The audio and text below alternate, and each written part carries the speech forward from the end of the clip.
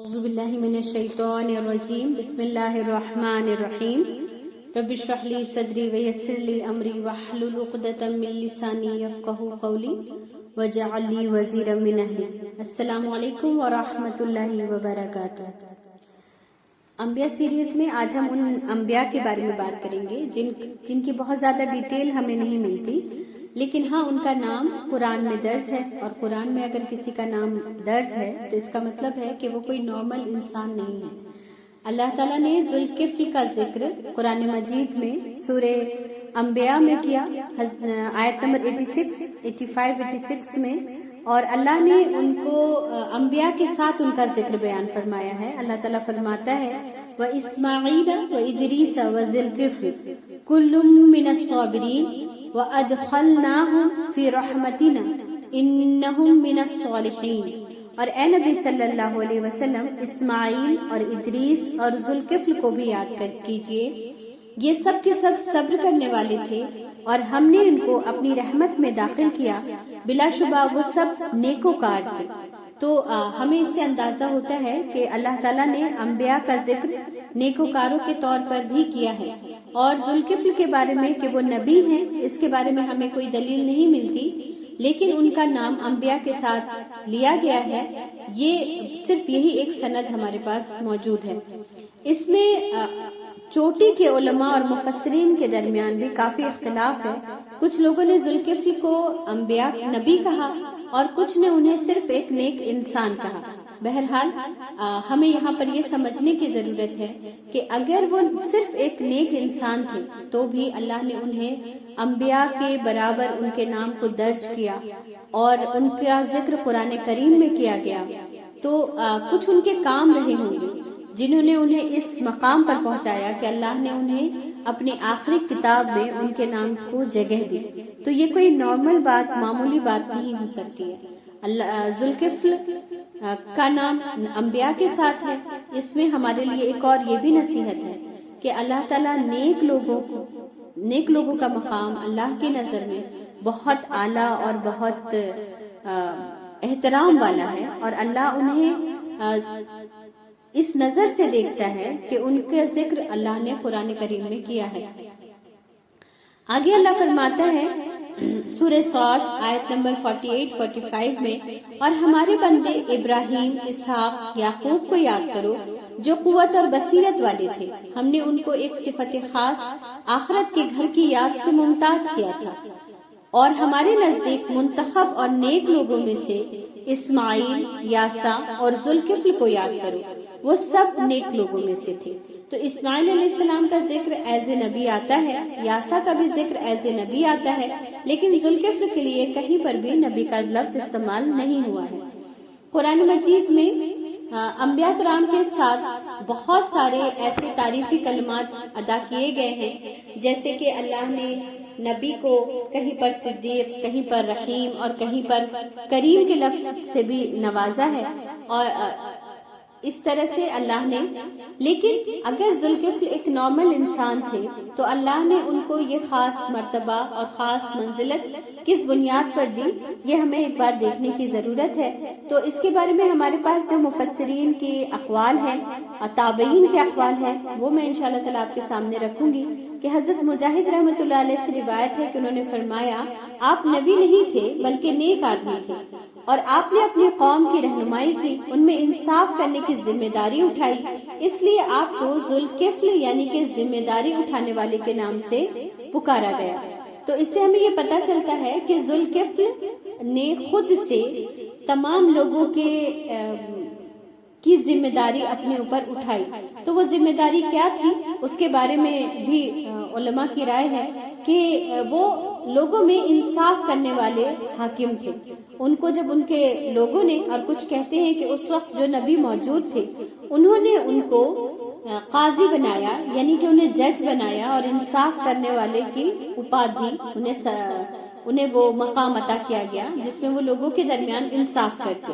تو وہ بہت زیادہ انصاف کرنے والے تھے، لوگوں کا خیال رکھنے والے تھے، اور اس کے بارے میں حضرت مجاہد رحمۃ اللہ علیہ کی روایت ہے کہ جب ان کو اس عہدے پر مامور کیا گیا اور وہ اپنی ذمہ داری بہت اچھی طرح سے نبھا رہے تھے اور کوئی بھی ان کے ہاتھوں سے کوئی بھی غلط فیصلہ نہیں ہوتا تھا، تو شیطان نے اپنے کارندے بلائے اور ان کو کہا کہ تم میں سے ہر کوئی ذوالکفل کے پیچھے لگ جائے اور ان کے کام میں کوئی کوتاہی، کوئی کمی پیدا کرے، کوشش کرے انہیں بہکانے کی۔ مسلسل شیاطین ان کے پیچھے لگے رہے لیکن کوئی بھی اس کام کو انجام نہیں دے سکا۔ پھر ابلیس نے خود ہی کہا کہ وہ خود ہی ذوالکفل سے نمٹ لے گا۔ وہ ایک انتہائی بوڑھا فقیر بن کر ان کے پاس آیا جبکہ آپ دوپہر کے وقت آرام کرنے کے لیے کھانا کھا کر لیٹنے جا رہے تھے۔ آپ دن رات میں صرف ایک بار اس وقت سویا کرتے تھے۔ تو اس نے دروازہ کھٹکھٹایا۔ آپ نے فرمایا کون ہے؟ اس نے کہا ایک مظلوم ضعیف بوڑھا ہوں۔ آپ نے اٹھ کر دروازہ کھول دیا اور وہ اپنی کہانی سنانے لگا۔ اس نے کہا میرا اپنی قوم کے لوگوں سے جھگڑا چل رہا ہے، انہوں نے مجھ پر بہت ظلم کیا ہے اور یہ اور وہ اور بہت ساری اس نے باتیں کی، یعنی کہ اس نے ایک ایسی نہ ختم ہونے والی کہانی شروع کی جس کا کوئی اینڈ نہیں تھا اور بات سمجھ میں بھی نہیں آ رہی تھی کہ وہ بوڑھا آخر کیا چاہتا ہے۔ جب ان کے قیلولہ کا وقت گزر گیا اور عدالت میں جانے کا ٹائم ہو گیا تو ذوالکفل نے کہا کہ تم ایسا کرو، مجھ سے آ کے دربار میں ملو اور میں وہی تمہارے معاملے کا انصاف کروں گا۔ ذوالکفل دربار میں چلے گئے۔ کافی دیر تک وہ فیصلے کرتے رہے لیکن وہ بوڑھا دربار میں تشریف نہیں لایا، دربار میں نہیں آیا۔ اگلے دن پھر یہ حادثہ ہوا کہ جب ذوالکفل کھانا کھا کر لیٹنے جانے لگے تو پھر دروازہ نوک کیا گیا اور پھر پوچھا کون ہے؟ اس نے کہا وہی مظلوم ضعیف بوڑھا ہوں۔ آپ نے دروازہ کھولنے کا حکم دیا اور جب وہ آیا تو آپ نے کہا کہ تم مجھ سے عدالت میں ملو اور میں وہیں پر تمہارے جو لوگ ہیں جنہوں نے تمہارے ساتھ یہ سارے معاملات کیے ہیں، تمہیں تمہارا حق نہیں دیا ہے، تمہیں تمہارا حق دلواؤں گا، تم مجھ سے آ کے عدالت میں ملو۔ اور پھر وہ اس نے کہا کہ ٹھیک ہے۔ اور جب انہوں نے یہ پوچھا کہ تم کل کیوں نہیں آئے، میں تمہارا انتظار کر رہا تھا، تو اس نے کہا آپ کو نہیں پتا کہ وہ لوگ بہت خبیث ہیں۔ اور جب انہیں یہ پتا چل گیا کہ میں آپ کے پاس آیا ہوں اور آپ میرا معاملے کا فیصلہ کریں گے، میرے معاملے کا، تو انہوں نے مجھے آنے نہیں دیا۔ تو انہوں نے کہا، ذوالکفل نے کہا کہ نہیں، تمہیں کسی سے ڈرنے کی ضرورت نہیں، تم آج آ جانا۔ اور پھر قیلولہ کا ٹائم نکل گیا، آپ عدالت گئے، اس کا انتظار کرتے رہے لیکن وہ نہیں آیا۔ لیکن ان تمام اوقات میں، ان تمام دنوں میں ایک جو مشکل پیش آئی ذوالکفل کو، وہ یہ آئی کہ ان کی نیند پوری نہیں ہوئی، جس کی وجہ سے ان کا نیند پر قابو پانا مشکل ہو گیا اور ان کے لیے انصاف کو برقرار رکھنا مشکل ہو گیا، کیونکہ ہم سب جانتے ہیں کہ نیند اللہ کی نعمتوں میں سے وہ بڑی نعمت ہے کہ جسے آسانی سے آ جاتی ہے ان کو اللہ کا بہت زیادہ شکر گزار ہونا چاہیے، کیونکہ نیند کی کمی انسان کے دماغ، دل، اس کے جسم، ہر چیز کو ناکارہ کر دیتی ہے اور اس کا دماغ صحیح طور سے کام نہیں کرتا۔ تو ان کے نیند کی وجہ سے وہ انصاف نہیں کر پا رہے تھے اور پھر اسی حالت میں وہ گھر آتے ہیں اور کھانا کھاتے ہیں اور اپنے درباریوں سے کہتے ہیں کہ مجھے نہ اٹھایا جائے، چاہے کوئی بھی آ جائے، میری نیند میں خلل نہ ڈالا جائے، اور وہ جا کے سو جاتے ہیں۔ لیکن وہ بوڑھا پھر آتا ہے اور دروازہ نوک کرتا ہے تو درباری کہتے ہیں کہ آج ہمیں دروازہ کھولنے کی اجازت نہیں کیونکہ حاکم آرام کر رہے ہیں اور آپ کسی اور وقت آئیں۔ اب ابلیس کو یہ بات سمجھ آ گئی کہ اگر یہ سو گیا تو یہ نیند پوری کر لے گا اور اپنے فیصلے پھر سے ویسے ہی پوری استقامت کے ساتھ، پورے انصاف کے ساتھ وہ کرنا شروع کر دے گا۔ تو اس نے، چونکہ وہ ابلیس تھا، جن تھا، وہ بغیر دروازے کے بھی گھر کے اندر داخل ہو سکتا تھا اور وہ ان کے کھڑکی کے راستے، روشن دان کے راستے گھر کے اندر داخل ہو گیا اور اس نے اندر سے دروازہ کھٹکھٹایا۔ اس کھٹکھٹانے سے آپ کی آنکھ کھل گئی تو آپ نے درباریوں کو آواز لگایا اور کہا کہ کیا میں نے تمہیں حکم نہیں دیا تھا کہ مجھے ڈسٹرب نہ کیا جائے، کسی کے لیے دروازہ نہ کھولا جائے؟ تو لوگوں نے کہا، درباری نے کہا کہ آپ نہیں دیکھتے کہ یہ شخص ہماری طرف سے نہیں آیا بلکہ یہ اندر سے آپ کے کمرے میں داخل ہوا ہے۔ آپ نے اٹھ کر دروازہ دیکھا تو وہ واقعی اندر ہی کی طرف سے بند تھا جس طرح آپ نے بند کیا تھا، اس کے باوجود بوڑھا کمرے میں موجود تھا۔ تب آپ نے سمجھ لیا کہ یہ اللہ کا دشمن ابلیس ہے اور پھر آپ نے اس سے اللہ کی پناہ طلب کی۔ اور اس کو اس بات کا بہت ہی غصہ آیا، لیکن اللہ نے اس کی تمام سازشوں کو ناکام کر دیا۔ یہاں پر ہمارے لیے جو ایک بہت پوائنٹ کی بات ہے کہ رسول اللہ صلی اللہ علیہ وسلم نے ایک حکم، ایک نصیحت ہمیں بھی کیا ہے کہ قیلولہ کیا کرو، بے شک شیطان قیلولہ نہیں کرتا، ہے نا۔ تو قیلولہ کے اتنے اثرات ہیں، لیکن ان لوگوں کے لیے جو کام کرتے ہیں، جو صبح سے اٹھ کر اللہ کے لیے دوڑ دھوپ کرتے ہیں، اپنے جسم کو تھکاتے ہیں، پھر ایسے لوگوں کے لیے قیلولہ کرنا لازمی حصہ بن جاتا ہے۔ اللہ تعالیٰ نے ہمارے جسموں کا بھی ہم پر حق رکھا ہے، لیکن ہم نے اپنی ساری جو دن بھر کی وہ ہے روٹین ہے، اس سب کو اتنا ڈسٹرب اور اتنا غلط رخ پر ہم لے گئے ہیں کہ ہماری صبح ہی اتنی دیر سے ہوتی ہے کہ ہمیں قیلولہ کرنے کی کوئی ضرورت ہی نہیں ہوتی۔ اور آپ دیکھیں کہ شیطان نے ہماری پوری روٹین کو کیسا ڈسٹرب کر دیا ہے۔ ایک دن کا ڈسٹربنس، 2 دن کا ڈسٹربنس بھی ذوالکفل کی زندگی میں اتنا زیادہ اس نے ہلچل مچا دی اور آپ کی پوری زندگی کو ڈسٹرب کر دیا۔ تو ہم لوگ سنت رسول اللہ صلی اللہ علیہ وسلم کے کتنے ہی سارے احکام کو یوں ہی کچھ بغیر سوچے سمجھے ہوئے اس کو نہیں اپلائی کرتے، نہیں کرتے ہیں، اور پھر بھی ہم سوچتے ہیں کہ ہماری زندگیوں میں بیلنس رہے، سکون رہے، سارے کام ہماری روٹین کے حساب سے چلے، تو ایسا کبھی نہیں ہو پائے گا، نہیں ہو سکتا، ہے نا۔ تو ہم اللہ سے دعا کرتے ہیں کہ اللہ تعالیٰ ہمیں اس طرح سے زندگی گزارنے کی توفیق دے، ہمارے دلوں میں اس طرح سے زندگی گزارنے کا عزم اور ہمت پیدا کرے، جس طرح سے جو روٹین ہمیں اللہ نے سکھائی، ہمیں رسول اللہ صلی اللہ علیہ وسلم نے سکھائی، اور کائنات کا ہر ذرہ، ہر مخلوق اللہ کی ہمیں اسی بات کی دعوت دیتی ہے کہ ہم اسی طرح سے زندگی گزاریں جیسا کہ اللہ نے ہمیں سکھایا ہے۔ تو چرند، پرند، درخت، سورج، چاند، ہمیں سب روٹین سے زندگی گزارنا سکھا رہے ہیں۔ تو اللہ تعالیٰ ہم لوگوں کو توفیق دے۔ اور دوسری بات یہ کہ یہ جو کام ہے کہ لوگوں کے درمیان انصاف کرنا، یہ اتنا بڑا نیک کام ہے کہ اللہ نے ایک سیپریٹ انسان کا واقعہ قرآن کریم میں بیان فرمایا، جو لوگوں کے درمیان انصاف کرتا ہے، جو لوگوں کے لیے کام کرتا ہے۔ تو اللہ کی نظر میں لوگوں کے لیے کام کرنا بہت امپورٹنٹ ہے۔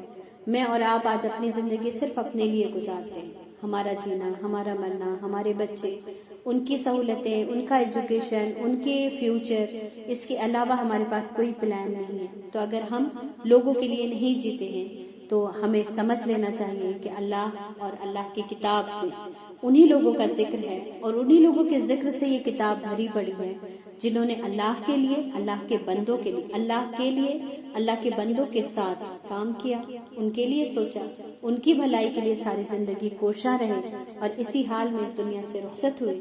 تو اللہ نے ان کا نام اپنی کتاب میں محفوظ کر لیا، یہ ہمیں بتانے کے لیے کہ تمہارا بھی نام، تمہارے بھی اعمال، تمہارے بھی کام محفوظ کر لیے جائیں گے اگر تم میرے لیے، میری خاطر، میرے بندوں کے لیے کام کرو گے انشاءاللہ تعالی۔ تو نیکی کے کام، نیک انسان بننا یہ کوئی معمولی بات نہیں ہے۔ ہم لوگ جب سورہ کہف کی تلاوت کرتے ہیں تو ہم وہاں بھی پڑھتے ہیں کہ 2 یتیم بچوں کا خزانہ صرف اس لیے محفوظ کر لیا گیا کیونکہ ابوہما صالحن، کیونکہ ان کے والدین نیک انسان تھے، ہے نا۔ تو نیکی کوئی چھوٹی بات نہیں ہے اللہ رب العالمین کی نظر میں۔ تو یہ ذوالکفل کا واقعہ جتنا ہمارے پاس تھا آج آپ کے سامنے میں نے رکھ دیا ہے۔ اس کے بعد قرآن کریم میں اصحاب الرس کا ذکر آتا ہے۔ رس عربی میں کنویں کو کہتے ہیں، اور ان کے بارے میں جو ڈیٹیل ملتی ہے وہ بس اتنی سی ہے کہ قرآن میں ایک جگہ ان کا ذکر ہے اصحاب الرس کا، کہ اللہ تعالیٰ نے سورہ الفرقان میں اللہ نے فرمایا اور عاد اور سمود اور اصحاب الرس اور ان کے درمیان اور بہت سی جماعتوں کو ہلاک کر ڈالا۔ تو اس کا مطلب ہے یہ وہ قوم ہے جن پر عذاب آیا۔ ہم نے عاد، سمود ان کے بارے میں پڑھ لیا تھا شروع میں، اصحاب الرس کا ذکر ہمیں اب یہاں پر ملا ہے تو ہم اب یہاں پر پڑھ لے رہے ہیں۔ اس کے بعد سورہ قاف میں ان کا ذکر ملتا ہے کہ ان سے پہلے نوح کی قوم اور اصحاب الرس اور سمود جھٹلا چکے، عاد اور فرعون اور لوط کے بھائی اور بن کے رہنے والے اور تبا کی قوم، غرض ان سب نے پیغمبروں کو جھٹلایا تو ہماری وعید، عذاب یعنی پوری ہو کر رہی۔ تو اس سے یہ پتہ چلتا ہے کہ ان اقوام میں سے ہیں اصحاب الرس جن پر اللہ کا عذاب آیا۔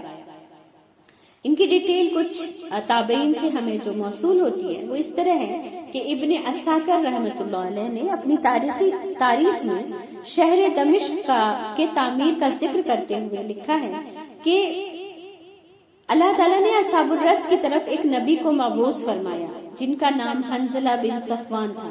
انہوں نے آپ پر ایمان لانے سے انکار کیا اور آپ کو شہید کر دیا. چنانچہ عاد بن اوس بن ارم بن سام بن نوح نے اپنی اولاد سمیت رس سے ہجرت کر کے احقاف میں رہائش اختیار کی اور بعد میں ان کی اولاد پورے یمن میں پھیلی اور پوری دنیا میں پھیل گئی. اور ان کے پیچھے اللہ نے اصحاب الرس کو یعنی کہ کنویں والوں کو تباہ کر دیا. واقعہ کچھ یوں ہے کہ حضرت ابو بکر محمد بن حسن نقاش رحمۃ اللہ علیہ نے ذکر کیا ہے کہ اصحاب رس ایک کنواں تھا جن کے پاس یہ لوگ آباد تھے اور اس سے پینے اور ان کی ضرورتیں اسی کنویں سے پوری ہوا کرتی تھی. ان کا ایک بادشاہ تھا جو بہت انصاف پسند اور نیک سیرت تھا. جب وہ فوت ہوا تو لوگوں کو بہت زیادہ غم ہوا. ابھی چند دن ہی گزرے تھے کہ شیطان نے اس بادشاہ کی شکل اختیار کی اور ان کے پاس آیا اور کہا کہ دیکھو میں مرا نہیں تھا, میں تو غائب ہو گیا تھا تاکہ میں دیکھ سکوں کہ تم میرے پیچھے کیا کرتے ہو اور تمہارا کیا حال ہوتا ہے. لوگ بہت زیادہ خوش ہوئے کیونکہ وہ اپنے بادشاہ سے بہت محبت کرتے تھے. تو اس نے کہا کہ بادشاہ نے کہا کہ میرے لیے تم ایک پردہ لگا دو اور میں کبھی نہیں مروں گا لیکن تمہاری نظروں سے اوجھل ہو جاؤں گا. بہت سے لوگوں نے شیطان کی بات کو سچ سمجھا اور اس کے فریب میں آ کر ان کی پوجا شروع کر دی. اللہ تعالیٰ نے ان میں پھر ایک نبی مبعوث فرمایا. اس نبی نے ان لوگوں کو اس غلط حرکت سے روکا اور پردے کے پیچھے سے بات کرنے والا اور انہیں بتایا کہ پردے کے پیچھے سے جو تم سے باتیں کرتا ہے وہ بادشاہ نہیں بلکہ شیطان ہے.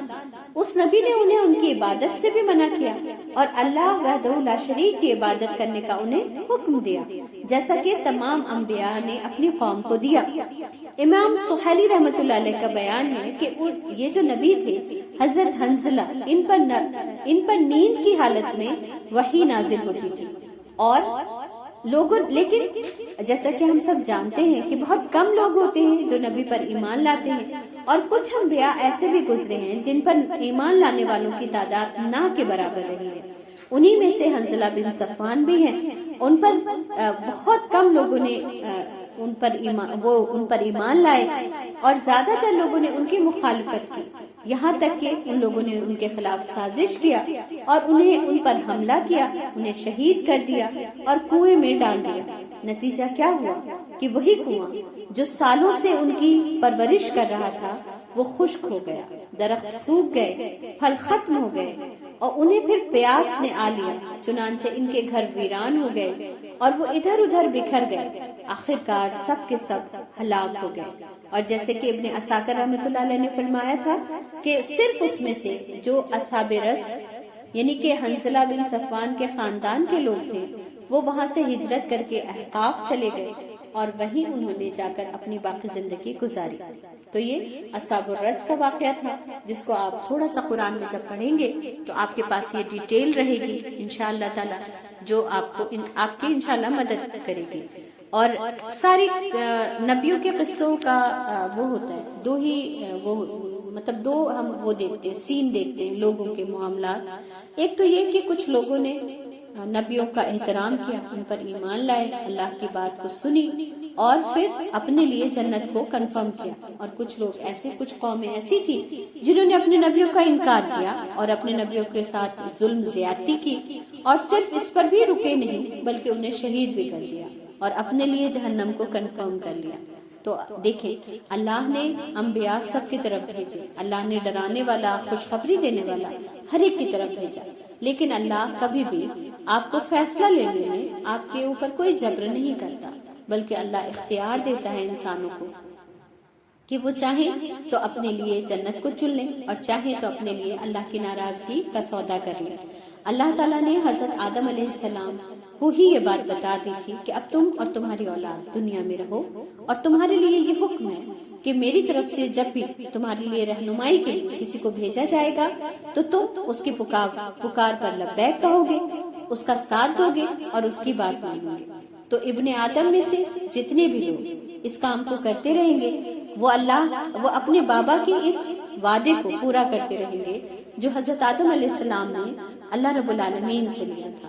اور جو بھی اس وعدے کو پورا نہیں کریں گے، حضرت آدم کا کیا، کسی نبی کا بھی ایسے انسانوں کے لیے نہ کوئی وعدہ ہے، نہ کوئی خوشخبری ہے، اور نہ وہ ان کا کسی بھی حال میں ساتھ دیں گے، ہے نا. تو اللہ کی جنت کے لیے سب سے پہلی شرط کیا ہے کہ اللہ کا فرما بردار ہونا، اللہ وحدہ لا شریک کو اللہ وحدہ لا شریک ماننا، اس کے ساتھ کسی کو شریک نہ کرنا، اور اللہ نے جو احکام جس طریقے سے ہمیں عطا کیے ہیں ان کو اسی طریقے سے پورا کرنا، ان پر چلنا. اگر شیطان آپ دیکھیں کہ انسان اگر شیطان کے اس وسوسے سے بھی نجات نہیں پا سکتا کہ اللہ کی کوئی امیج نہیں، اللہ کے وہ بندے جو اس دنیا سے چلے گئے ہیں وہ اپنے کسی خیر اور شر کے بھی مالک نہیں رہے، وہ اپنے لیے کوئی عمل کرنے کے لائق نہیں رہے، تو وہ دوسروں کی مرادیں، دوسروں کے گھروں میں بچے، دوسروں کے گھروں میں خوشیاں کیسے لا سکتے ہیں؟ اگر انسان اس دھوکے سے بھی باہر نہیں آ پائے گا تو وہ مسیح دجال کے فتنے سے کیسے محفوظ رہ سکے گا، جو اپنے ایک ہاتھ میں جنت اور دوسرے ہاتھ میں جہنم دکھائے گا، اور اس کی جنت جہنم ہے اور اس کی جہنم جنت ہے. یہ رسول اللہ صلی اللہ علیہ وسلم کی حدیث ہے. تو آپ دیکھیں اتنا بڑا تماشا وہ کرے گا، اور وہ کیا، یہ شیطانی کھیل نہیں ہوگا، یہ بھی شیطانی کھیل ہوگا جس کو سمجھنا ہر ایک کے لیے آسان نہیں ہوگا، اور ان لوگوں کے لیے تو ہرگز بھی نہیں جو چھوٹی چھوٹی چیزوں کو دیکھ کر سمجھتے ہیں کہ یہ اس ولی کا معجزہ ہے نا. ولی کے معجزے کچھ بھی نہیں ہوتے. اللہ نے اگر وہ اسے دیا بھی ہے، کسی طرح سے اسے ہونے دیا ہے، تو یہ میرے اور آپ کے لیے آزمائش ہے. مجھے اور آپ کو ہر معاملہ، ہر معجزہ اللہ کے احکام کی کسوٹی پر تولنا. اگر وہ اس پر پورا آ رہا ہے تو سبحان اللہ، نہیں آ رہا ہے تو میرا اور آپ کا اس تمام معجزے سے کوئی واسطہ نہیں. وہ اس انسان کے لیے خود اللہ نے اسے عطا کیا ہے، اور اس کے لیے وہ چیز اس کے لیے بنائی گئی ہے. میرے اور آپ کے لیے اس میں کچھ بھی نہیں ہے نا. تو جتنے بھی ولی اللہ ہیں جو قبروں میں سو رہے ہیں ان کو اللہ نے بہت ساری نعمتیں، برکتیں، رحمتیں عطا کی ہوں گی بلا شبہ، لیکن یہ ان کی ذات کے ساتھ قبر میں چلی گئی. اب اس کا کوئی بھی ظہور دنیا میں نہیں ہونا. اس بات کو ہم اچھی طریقے سے سمجھ لیں. اس کے بعد سورہ یاسین میں جس نبی 3 انبیاء کا ذکر ملتا ہے اس کے بارے میں تھوڑی سی ڈیٹیل ہم نے وہ یہاں پر رکھنے کی ہم کوشش کریں گے انشاءاللہ تعالی، جس میں ہم پڑھتے ہیں کہ اللہ تعالیٰ نے رسول اللہ صلی اللہ علیہ وسلم کو مخاطب کر کے فرمایا کہ اے محمد، آپ اپنے قوم کے سامنے اس بستی والوں کی مثال بیان کیجیے کہ جب اس بستی میں کئی رسول آئے، ہے نا. جیسے کہ ہم سب جانتے ہیں کہ 1,24,000 نبی بھیجے گئے. اب ان میں سے صرف 25 کے بارے میں قرآن میں ذکر آیا ہے. تو اس لیے ہم کنفرم طور پر نہیں کہہ سکتے کہ یہ جو رسول تھے یہ کون تھے، ان کے نام کیا تھے، کیونکہ اللہ تعالیٰ نے ہمیں ان کے بارے میں صرف یہ بتایا کہ اس بستی میں کئی رسول آئے. اب ایک ساتھ آئے، الگ الگ ٹائم میں آئے، اس کے بارے میں ذکر ہے یا اس کے پیچھے کیا ہے، یہ ہم جتنی ہمارے پاس وہ ہے انفارمیشن ہے ہم اتنی ہی کو سمجھیں گے، اور اتنا ہی ہمارے سمجھنے کے لیے بہت زیادہ ہے. الحمدللہ جب ہم نے ان کے پاس 2 کو بھیجا تو ان لوگوں نے دونوں کو جھٹلا دیا. پھر ہم نے تیسرے سے یعنی کہ تیسرے کو بھیج کر رسالت اور تبلیغ کے کام میں ان دونوں کی مدد فرمائی. تو ان لوگوں نے کہا، ان تینوں نے کہا اپنی قوم کے لوگوں سے کہ انا الیکم مرسلون، کہ ہم تمہاری طرف بھیجے گئے. آپ یہ بھی کر سکتے ہیں کہ ہم تمہاری طرف بھیجے گئے ہیں، یا یہ بھی ترجمہ ہو سکتا ہے کہ ہم تمہارے طرف رسول ہیں. ہم سب کو اللہ نے رسول بنا کر بھیجا ہے. قوم کے لوگوں نے جواب دیا تم تو ہمارے ہی جیسے لوگ ہو، اور تمہیں پھر اللہ نے کیسے رسول بنا دیا ہے، کیونکہ ہم تو تمہیں رسول نہیں مانتے اور اللہ کو تم ہی ملے ہو رسول بنانے کے لیے. دیکھیے رسول اللہ صلی اللہ علیہ وسلم جب مکے میں اسلام کی تبلیغ کر رہے تھے، لوگوں کو دین کی طرف بلا رہے تھے، تو رسول اللہ صلی اللہ علیہ وسلم پر بھی یہی آبجیکشن لوگ کیا کرتے تھے، جس سے رسول اللہ کا دل غمزدہ ہو جاتا تھا، پریشان ہو جاتا تھا کہ میں ان لوگوں کی ان باتوں کا کیا جواب دوں. جیسے کہ ہمارے درمیان بھی کچھ لوگ کام کرتے ہیں تو ان کو بھی بہت ساری باتوں کا سامنا کرنا پڑتا ہے، بہت سارے ان کے اوپر بھی اعتراضات ہوتے ہیں، لو انہیں بات سمجھ میں آ گئی ہے، ہم نے تو آج تک ایسی بات نہیں سنی۔ تو ان باتوں کو جواب دینا، ان تمام باتوں کا جواب دینا کوئی ضروری نہیں ہوتا۔ یہ جو الفاظ ہوتے ہیں یہ آپ کے سچ کے سامنے ان کے پاس کوئی دلیل نہیں، اس لیے وہ آپ کی ذات، آپ کے کیریکٹر پر بات کرتے ہیں، اور ایسی صورت میں انسان کو خاموشی اختیار کرنی چاہیے، اس بات کا کوئی جواب نہیں دینا چاہیے۔ جیسے دیکھیں ابلیس نے اللہ کے حکم ماننے کے بجائے کیا دلیل دیا تھا کہ انا خیر منکم، کہ میں اس سے بہتر ہوں، یعنی حضرت آدم علیہ السلام سے میں بہتر ہوں کیونکہ میں آگ سے بنایا گیا ہوں اور آدم مٹی سے۔ حالانکہ ابلیس کی یہ جو دلیل تھی وہ بہت ہی کمزور دلیل تھی، کیونکہ آگ زیادہ طاقتور نہیں ہوتی مٹی سے، ہے نا، تو اس کے اپنی اس دلیل میں بھی بہت کمزوری تھی، اس کے باوجود وہ سمجھ رہا تھا کہ وہ بہت بڑی دلیل دے رہا ہے نا۔ تو اس لیے ضروری نہیں ہوتا کہ ہمارے خلاف اگر کوئی بات کی جا رہی ہے تو اس میں بہت وزن ہے، وہ بے وزن بات ہو سکتی ہے، اور بے وزن بات کا جواب دینا ایک عقل مند انسان کے لیے نہیں ہونا، ایک عقل مند انسان کا کام نہیں ہونا چاہیے۔ ایک ایسے انسان کا جس کے پاس اپنی ایک سوچ ہے، اپنا ایک پلان ہے، اپنا ایک مقصد ہے، تو ایسی باتیں اسے اپنے مقصد سے نہیں ہٹا دینا چاہیے، ہے نا۔ تو یہ میں اپنے لیے بھی ہے، میرے لیے، اور آپ سب کے لیے بھی ہے۔ انشاءاللہ تعالیٰ یہ ہماری ذاتی زندگی کے معاملات میں بہت معاون ثابت ہوگی جب کبھی بھی ہم دین کے کام کرنے کے لیے اٹھیں گے تو ہمیں ان اعتراضات کا سامنا کرنا پڑے گا۔ حالانکہ ہم سب جانتے ہیں کہ اگر اللہ تعالیٰ ان لوگوں میں فرشتے کو نبی بنا کر بھیجتا تو وہ کیا کہتے کہ اس کے لیے تو کرنا آسان ہے، ہمارے لیے مشکل ہے۔ حالانکہ اللہ نے، آپ خود بھی دیکھیں کہ جو لوگ بھی دین کا کام کرتے ہیں تو ہم ان کے گھر کی اچھائیاں تلاش کرتے ہیں۔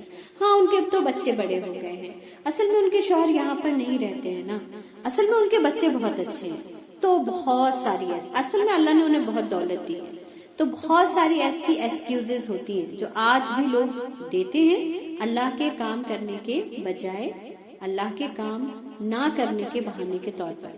تو اگر اللہ فرشتہ بھی بھیج دیتا تو لوگوں نے یہی اعتراض کرنا تھا کہ ہم کیسے کر سکتے ہیں، یہ تو فرشتہ ہے اس لیے یہ کر پا رہا ہے۔ نبیوں نے ان کے ان تمام جو بھی انہوں نے ان پر اعتراض کیا اور ان کے بارے میں برا بھلا کہا، ان سب کے جواب میں کیا کہا؟ وَمَا عَلَيْنَا إِلَّا الْبَلَاغُ، ہمارے ذمہ تو صرف تمہیں واضح طور پر پہنچا دینا، یعنی بس ہمارے ذمہ یہی ایک فرض ہے، یہی ایک کام ہے جو اللہ نے ہمارے سپرد کیا ہے، اس کے علاوہ ہمارے ذمہ کوئی کام نہیں۔ تو قوم نے کہا اِنَّا تُطَيَّرْنَا بِكُمْ، ہم تو تم کو منحوس سمجھتے ہیں، یعنی تمہارے ہوئے لائے پیغام کو بھی منحوس سمجھتے ہیں اور تمہیں بھی منحوس سمجھتے ہیں۔ لَئِن لَّمْ تَنْتَهُوا لَنَرْجُمَنَّكُمْ، اگر تم باز نہ آئے تو ہم پتھروں سے تمہارا کام تمام کر دیں گے۔ بعض علماء کی رائے ہے کہ پتھر مارنے سے مراد تانا اور تشنا دینا تھا، یعنی کہ تنقید کرنا، ان کی مخالفت کرنا تھا، لیکن بعض نے کہا کہ واقعی وہ انہیں پتھر سے مارنا چاہتے تھے۔ پہلے قول کی تائید اس بات سے ہوتی ہے کہ وَلَيَمَسَّنَّكُم مِّنَّا عَذَابٌ أَلِيمٌ، ہم تمہیں قتل کر دیں گے اور تم کو ہماری طرف سے سخت تکلیف پہنچے گی۔ تو یہ تکلیف فزیکلی ہی تھی، لیکن اگر مینٹلی بھی تھی تو بھی ہر صورت میں آپ دیکھیں کہ وہ انسان جو ان کی خیر خواہی چاہ رہا ہے، جو ان کی بھلائی چاہ رہا ہے، اس کے پیرلر میں ان کے پاس ان کے لیے کیا پلان ہے۔ کبھی انسان اگر ٹھنڈے دماغ سے بیٹھ کر سوچے کہ آپ کو اللہ کی طرف بلانے والا دراصل آپ سے کیا چاہتا ہے، کون سی دولت، کون سا مرتبہ، کون سا خزانہ وہ جو آپ کے پاس ہے اور جسے وہ لوٹ لینا چاہتا ہے، تو ہمارے پاس نہ کے علاوہ کوئی جواب نہیں ہوگا۔ لیکن شیطان انسان کو اتنا ڈیپلی سوچنے ہی نہیں دیتا، بس وہ یہ سمجھتا ہے کہ اس نے تمہاری مخالفت کی، بس تم اس کی مخالفت کرو، اس نے تمہارے معبودوں، اس نے تم جو کر رہے ہو اس کو برا کہا ہے۔ حالانکہ وہ یہ نہیں سوچنے دیتا کہ وہ انسان بھی آپ کے درمیان سے اٹھا ہوا انسان ہے، وہ بھی انہی عقیدے، وہ پہلے وہی عقیدہ رکھتا تھا جو آپ کا ہے، لیکن اگر وہ اس کو کہیں صحیح بات پتہ چل گئی ہے تو وہ یہ بات اپنے تک نہیں رکھ رہا ہے، کیونکہ یہ اس دعوت کا لازمی حصہ ہے کہ جس کو بھی حق مل جائے گا وہ دوسرے کو ضرور بتائے گا۔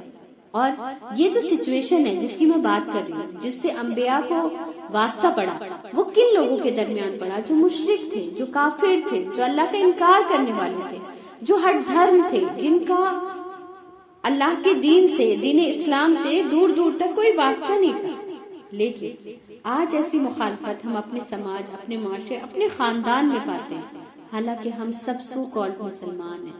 اس کے باوجود ہمارے لیے اسلام کو پریکٹس کرنا، اسلام کے احکام کسی کو بتانا، کسی کو آخرت کی یاد دلانا، کسی کو یہ بتانا کہ تمہیں ڈر نہیں لگتا کہ آخرت میں کیا ہوگا، ہمیں غصہ دلا جاتا ہے۔ ہمارے لیے آج بھی دین کی بات کرنا اتنا ہی مشکل ہے جتنا ان لوگوں کے لیے غیر مسلموں کے درمیان، مشرکین کے درمیان کام کرنا مشکل تھا۔ تو کیا یہ ہمارے لیے لمحہ فکر نہیں؟ ہمیں سوچنے کی ضرورت نہیں کہ ہم کس سماج میں جی رہے ہیں؟ پھر انہوں نے کہا کہ اگر تم ہمیں اسی طرح بلاتے رہے تو ہم تمہیں جان سے مار دیں گے۔ اور پھر اللہ تعالیٰ نے فرمایا وَجَاءَ مِنْ أَقْصَى الْمَدِينَةِ رَجُلٌ، اور ایک شخص اس شہر کے آخری کنارے سے دوڑتا ہوا آیا، یعنی وہ رسولوں کی مدد کے لیے اور ان کے سامنے اپنے ایمان کا اظہار کرنے کے لیے آیا۔ کہنے لگا یا قوم اتبعوا المرسلین اتبعوا من لا یسألکم اجرا وهم مہتدون، اے میری قوم ان رسولوں کی راہ پر چلو، ایسے لوگوں کی راہ پر چلو جو تم سے کوئی معاوضہ نہیں مانگتے اور وہ راہ راست پر ہیں۔ پھر ان لوگوں نے اللہ وحدہ لا شریک کی عبادت کی دعوت دی اور دوسرے معبودوں کی پوجا کرنے سے انہیں منع فرمایا، اور ان کو دنیا اور آخرت کے نفع اور نقصان کے بارے میں بتایا، اور یہ بھی بتایا کہ اللہ کی عبادت چھوڑ کر دوسروں کی عبادت کرنا سراسر گمراہی ہے۔ پھر اس نے رسولوں سے مخاطب ہو کر کہا کہ میں تو سچے دل سے تم سب کے رب پر ایمان لا چکا ہوں، بس میری سنو، یعنی میری بات سنو کہ اللہ کے پاس اس کی گواہی دینا، یہ کہنا کہ میں نے تمہارے سامنے اللہ کے رب ہونے اور تمہارے رسول ہونے کو میں نے اعلان کر کے مانا تھا۔ یہ سب سن کر ان لوگوں نے اسے شہید کر دیا، کیونکہ یہ ایک واحد انسان تھا جو اتنی کھلم کھلا ان رسولوں کی تائید کر رہا تھا، اور جب کوئی اتنے یقین اور اتنے اس کے ساتھ بہادری کے ساتھ کسی کا ساتھ دیتا ہے تو چانسز ہوتے ہیں کہ بہت سارے لوگ اس کے حق میں کھڑے ہو جائیں گے۔ تو لوگوں نے کیا کیا؟ اسے شہید کر ڈالا۔ بعض کا اور شہید کیسے کیا گیا اس کے بارے میں بھی بہت ساری وہ ہے مطلب روایات موجود ہیں۔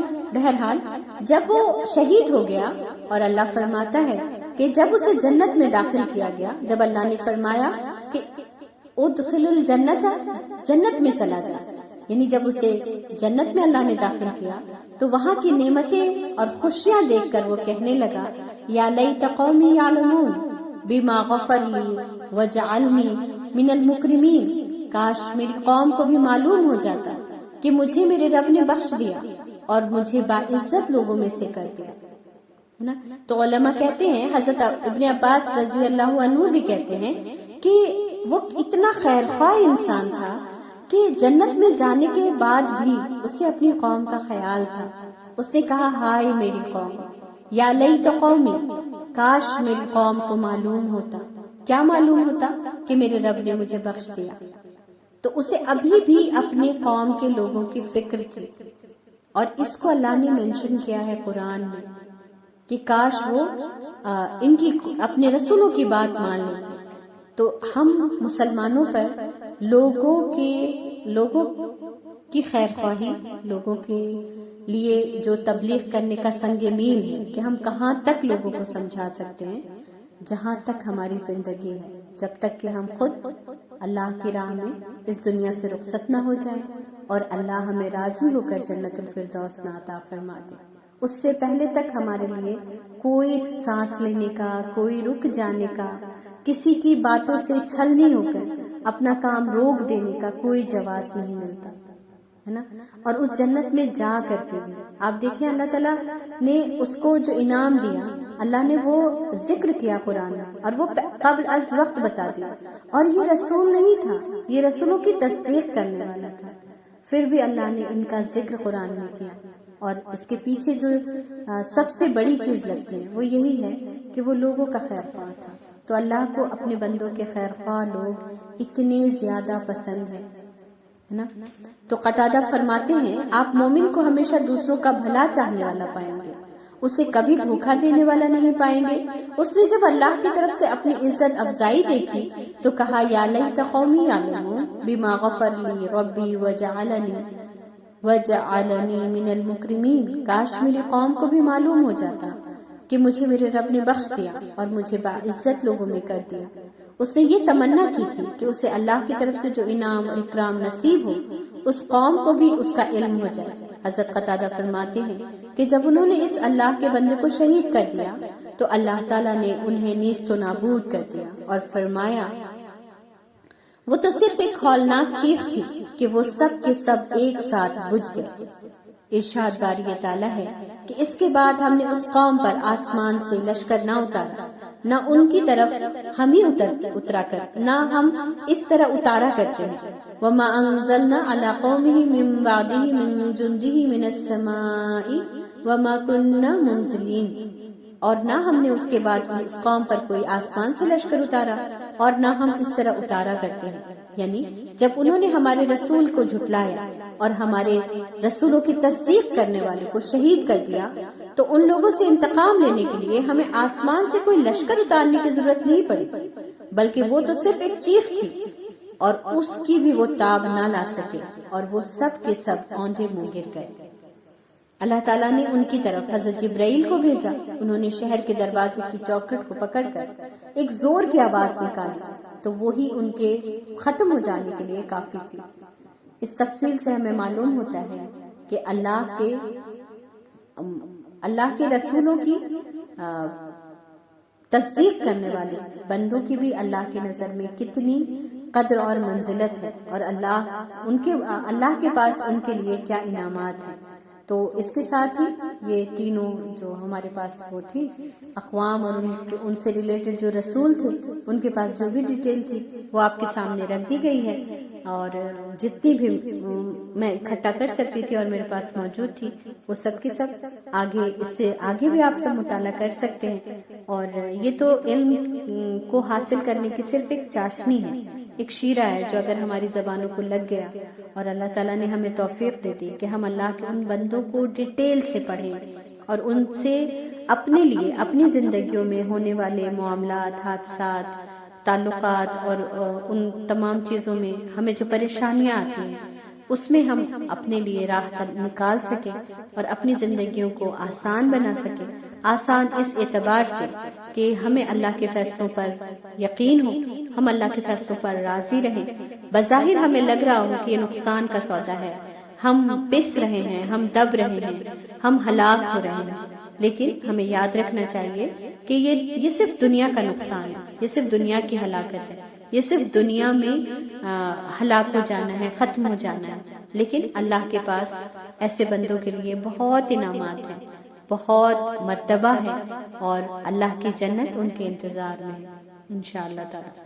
تو اگلی بار انشاءاللہ تعالی ہم حضرت یونس علیہ السلام کی سٹوری کریں گے، اور حضرت یونس علیہ السلام کی تو بہت ہی مشہور دعا ہے جو آپ میں سے زیادہ تر لوگوں کو یاد ہوگی. انشاءاللہ تعالی ہم ان کے بارے میں ڈیٹیل سے بات کریں گے. تب تک کے لیے ہم اپنی کلاس یہاں پہ ختم کرتے ہیں. سبحانک اللہم و بحمدک، نشہد ان لا الہ الا انت، نستغفرک و نتوب الیک. سبحان ربک رب العزت عما یصفون وسلام علی المرسلین والحمد للہ رب العالمین. آمین. السلام علیکم ورحمۃ اللہ وبرکاتہ.